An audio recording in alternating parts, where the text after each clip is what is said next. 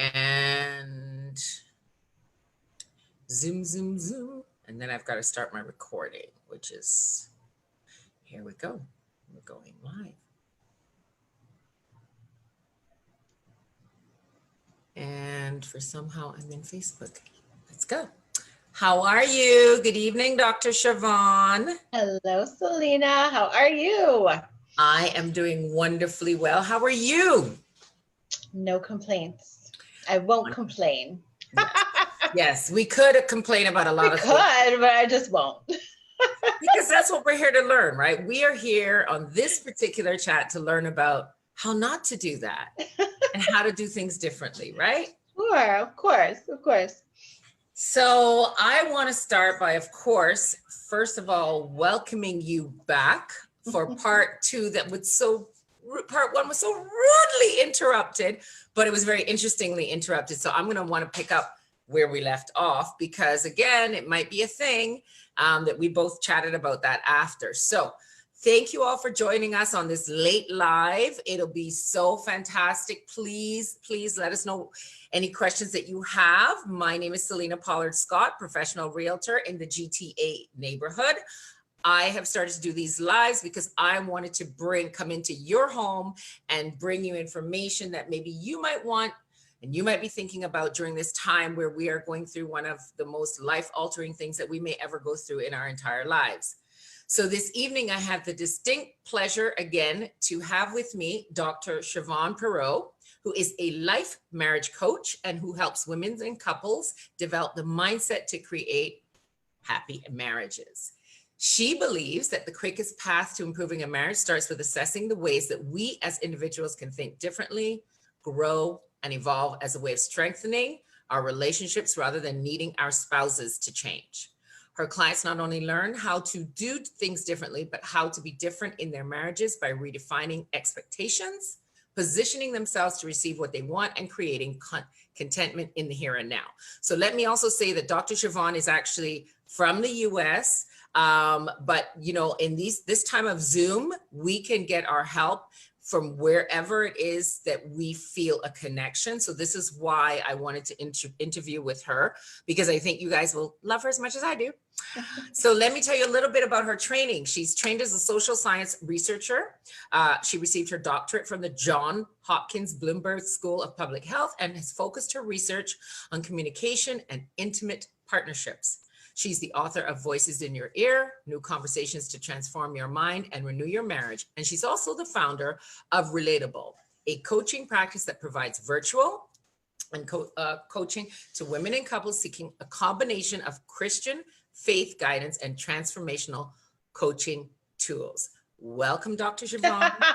That was like 17 pages of bio I sent you, right? Like, what in the world? I don't know where to stop. What in the world? Important. Right? Like, if the people got through that, then for sure they'll get through the rest of the conversation. Yeah. And I guess I should have actually said also at the beginning, it's a 30-minute segment. I know I just used 10. You'll be all right. Everybody's going to be all right. We are going to make sure that your questions are answered, and we are going to make sure that we pick up from last time.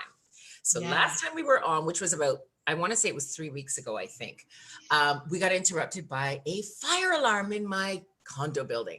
So just when I had just asked a very thought-provoking. Turned up the heat on the conversation. We turned the heat right on up. Turn it right on up. Okay. So it was interesting. So we chatted a little bit about how we ourselves, whether male or female, can look and turn the mirror on ourselves and do the work on ourselves, and then what we're looking at and how we are responding in our relationship changes, and just by us improving on ourselves.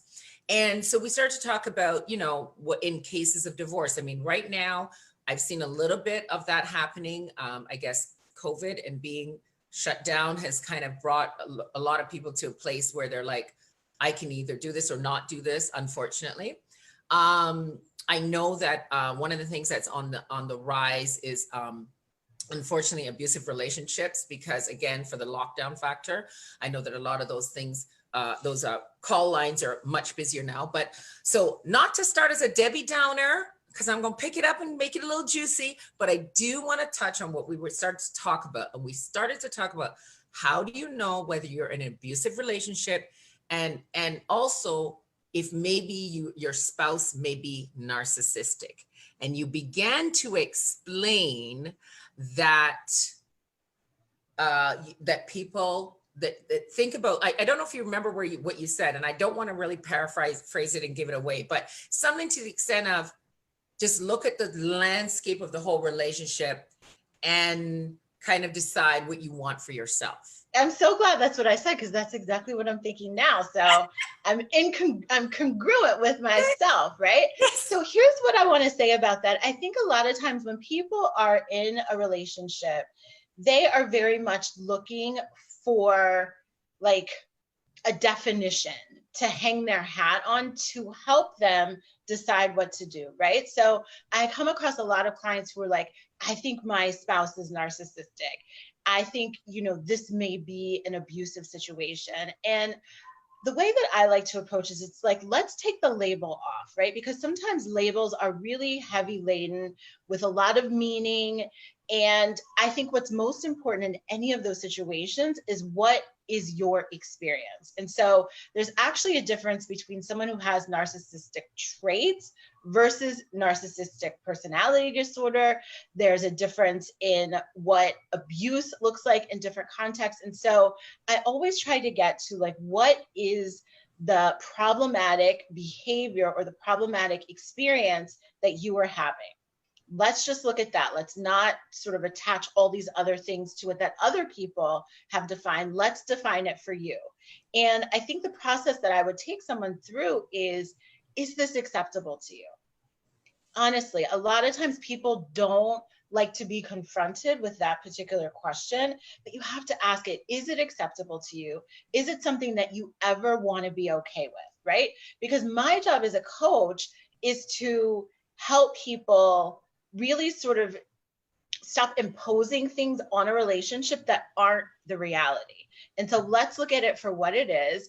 And if this is what it is right now, not to say that it's always going to be, but right now, like, is this something that's acceptable to you? Is it something you want to learn to deal with? And if so, why? As a coach, I never tell people stay or leave. What I do is help you uncover your real reasons, the truth behind why you're staying, the truth behind why you think you want to leave. And then you get to decide, are these the reasons I like, right? A lot of people may stay in what is a toxic or unhealthy relationship because of fear. And so if fear is the main motivating factor for why you're staying, do you like that reason? Does it align with how you want to be, how you want to live your life, and the experience that you want to have? So that's what I would say to that. Like, how do you know? I think you know based on what is your specific experience and what you think of it. So that is really powerful, because one of the things that I've actually been like Spirit's been talking to me lately about that very thing, about the very word fear, and how fear, I'm taking this in a different direction for a second, and how fear needs to be replaced with faith. But getting back to what you just said, I think that is so empowering.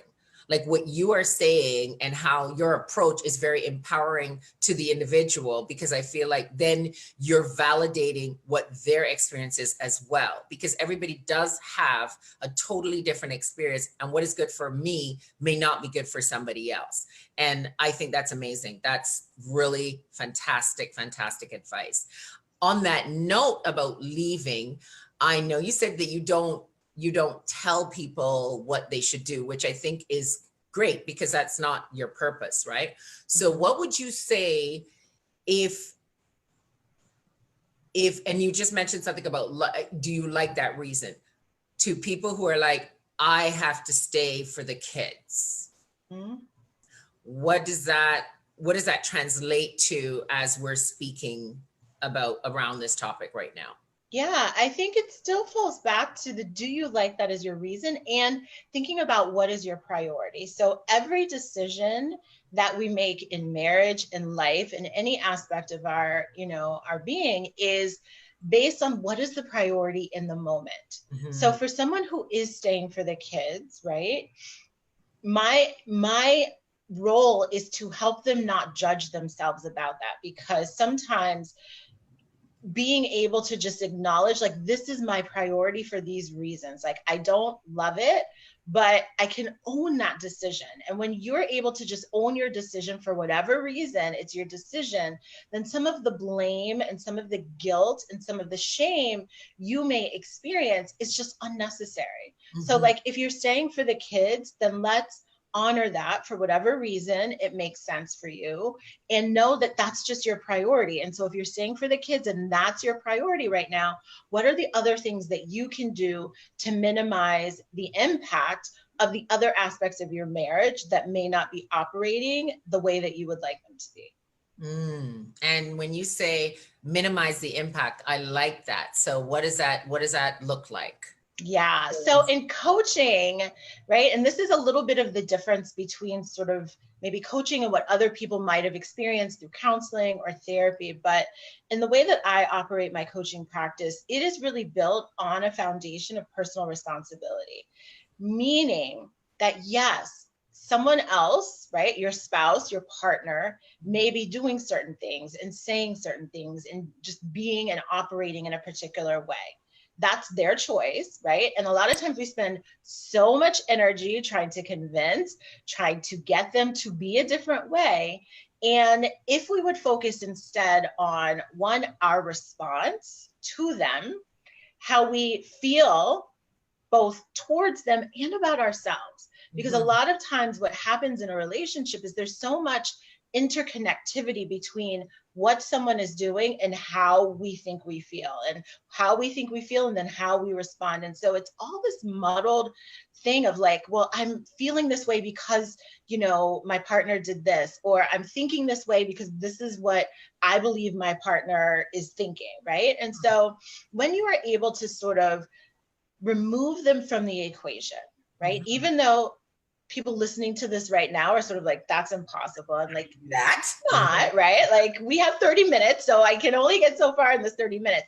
But let's just put a pause. Even if we put a pause, we don't remove them, but just pause, right? Like, we're not going to debate that they're doing what they're doing. We're not going to debate that you don't like it, but we're going to look at how are you potentially contributing to more heartache or anger or aggravation for yourself just by the way you're responding and the way you're thinking about it. Right. So if we can just leave them over here, like, let them be, and you focus on how much do you engage with that, whatever that is that they're doing? What boundary can you put up for yourself to protect yourself emotionally? What are the things you need to do to sort of make sure that you are literally putting up a block in some ways to whatever emotional strain or stress that you are experiencing as a result of, you know, the interactions that you guys are having? Right. And that minimizes, kind of, for want of a better word, the bloodshed. Like that kind of. Gosh, this is such a morbid conversation. What is going on, Selena? I think people are learning. I see people saying, love this. Like, I think people are really, no, this is like, we got to get real about this.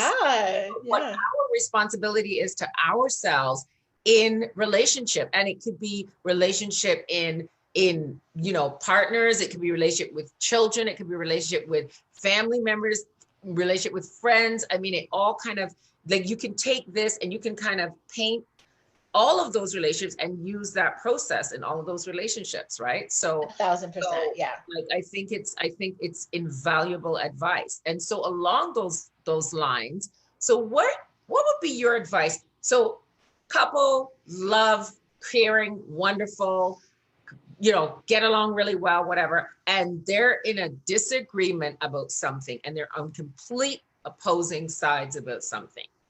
Mm-hmm. How do you counsel that? What do you say in that circumstance? And I think it honestly depends on what it is, right? I think that so some decisions. Let me think about something. Hold on. Okay, give me a juicy example. Juicy example. Well, let me see. If they were on opposing sides about, oh gosh, give me an example. I can't think of anything. Give me an example about Going back to school. Yes, a very real one. So, as we know, with what is happening in the world right now, there is the pandemic and whatnot. And school is slated to start back. I know in the US, it starts back before it does in Canada. We start back just after Labor Day. And so if the two parents disagree on whether they want to send the children back to school. Yeah, perfect. Okay. So remember I mentioned this foundation of personal responsibility. And I know, like, thinking about that decision, it's like, this is not a personal responsibility decision. Maybe it is. So I think the first thing that often people miss is truly understanding why someone thinks and is coming to the conclusion or the decision that they are coming to, right? So let's just say one parent is like, yes, send the child to school. The other one is no. A lot of times, especially with something like this, where we are very emotionally charged about it, your children, right?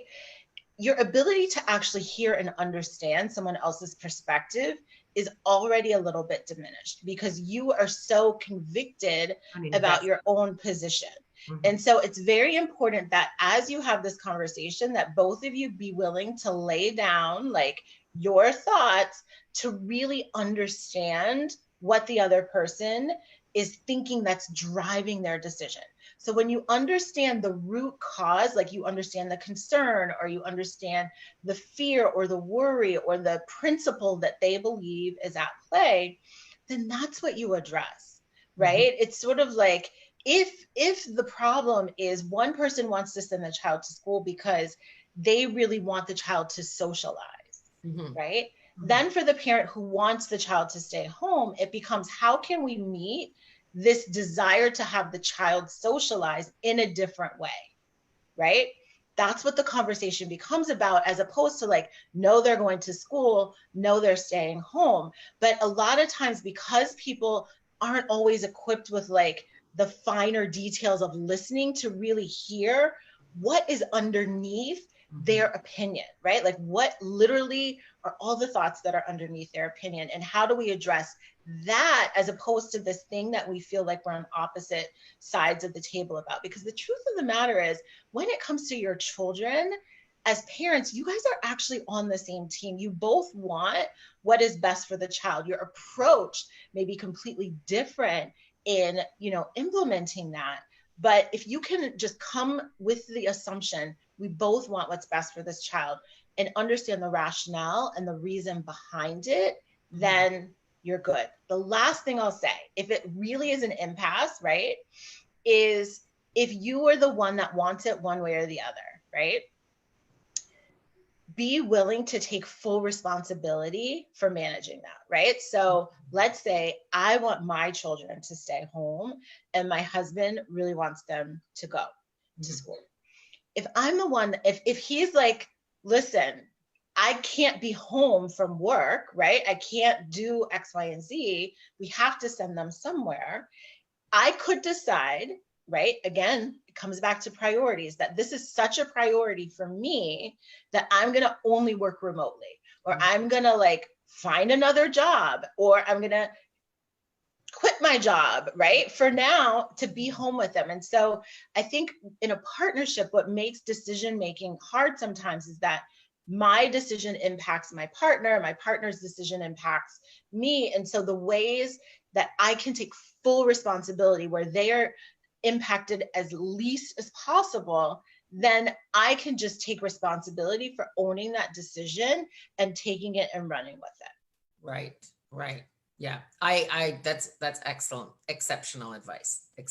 I like the idea of like that was almost like a two-parter, right? Yeah, so yeah. The first part was, what are the underlying reasons, and the second part was, okay, if you're the one who really wants this, then you're going to have to step up and make this more make it palatable for everybody. So McNeil is saying, walk a mile in my shoes for better understanding, and preach, doc. So you've got some thumbs up going on out there.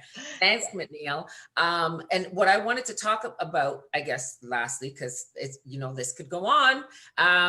You had mentioned just now, you said, what are the underlying reasons? So what is your advice? I find that oftentimes if people are not introspective, they don't know what the underlying reasons are. So how do you encourage somebody to figure that out? How do you, do you know what I mean? I think it really, when you said tools, that's what you were talking about, right? Exactly. You've got to dig down and go, okay, why don't I want my child to go to school? And you got to go there, as opposed to, I just want my child to go to school because. Yes. And many people are not willing to, introspect with themselves, right? And communicate that. So it really is the way you do it, the way you get practice at it and build that muscle, is asking yourself why. There's actually an exercise, it's like 7 layers deep, where you ask yourself why 7 times, right? So why don't I want my child to go to school? Well, because I want them home with me. Okay, why is that important to you?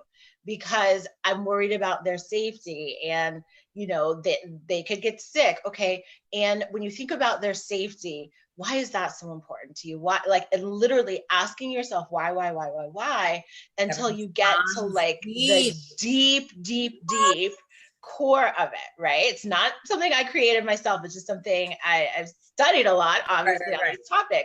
And so that is what I would offer for someone who doesn't even have the self-awareness of why they are making their decisions, right?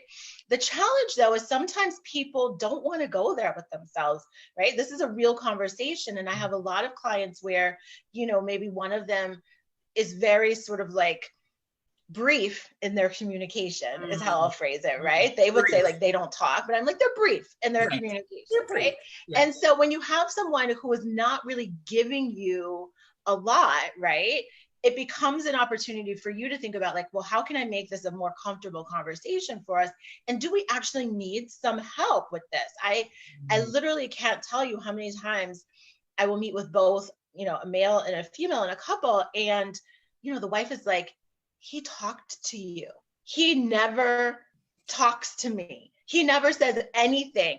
I don't know what you did. I don't know how you did it, but I've never heard these things from him before, ever, right?